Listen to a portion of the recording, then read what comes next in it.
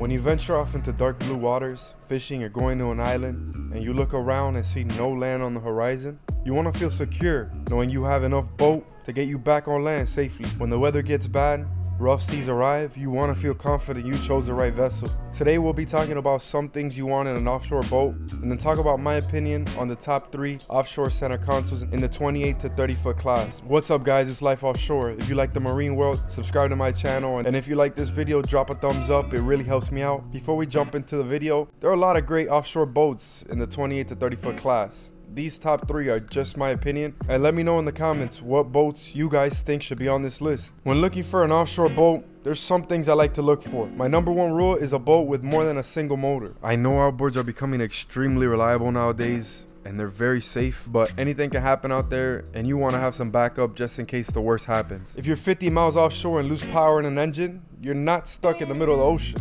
It might take you a while to get back home with one engine, but you're getting home nonetheless. In this case, all these boats on my list come with twin outboards.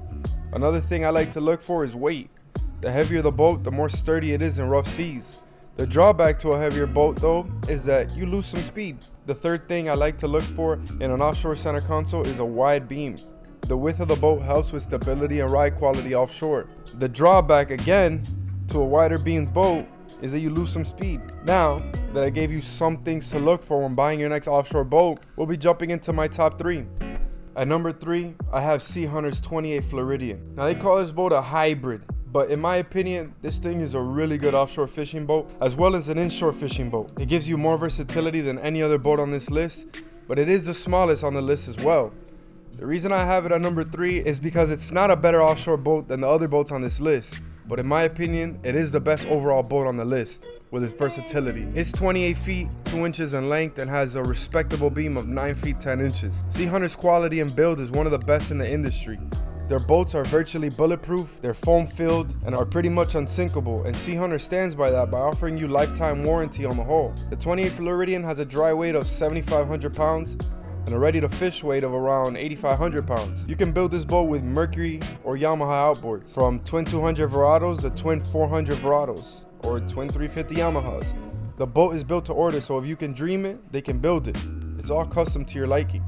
It has a fuel capacity of 166 gallons and has a price point of around $300,000. At number 2, we have Grady White's Canyon 306. When I think of Grady White's, the first thing that comes to mind is they are heavy, built like tanks. This is a serious fishing machine. It has an overall length of 30 feet 6 inches and a massive beam of 10 feet 7 inches. Remember how I said Grady White's remind me of a tank in the water?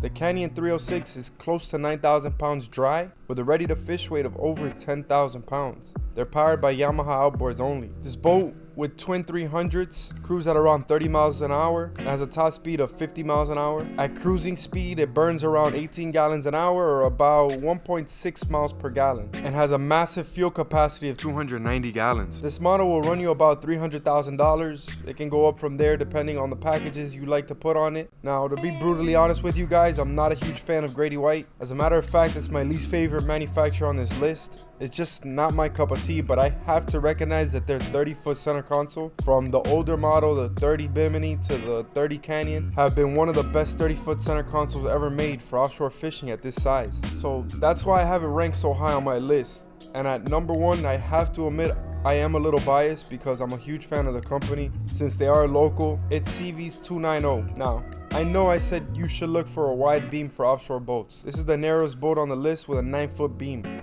An overall length 29 feet 6 inches, but this boat is the best performer on the list.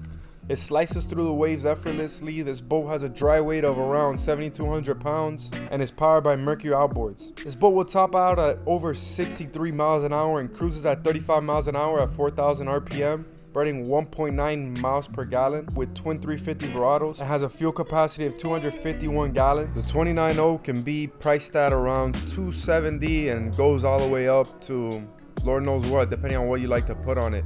But you can get into this boat for around $270 to $300,000. Like I said, you dream it, they build it. That's just how CV works. If you guys didn't know, CV just recently moved to a new factory not too long ago, and it's wicked. You can go YouTube some factory tours to see how impressive their build process is. It's top tier, one of the best in the industry. They are by far one of my favorite builders in the fishing industry.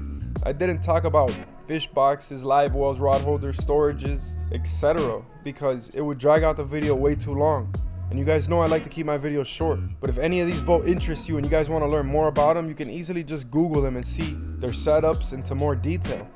Like I said, this is just my opinion, and either of these boats are a great option. Let me know what boat you guys think should be on this list. But that about wraps it up for this video, guys. Till next time, you can catch me offshore.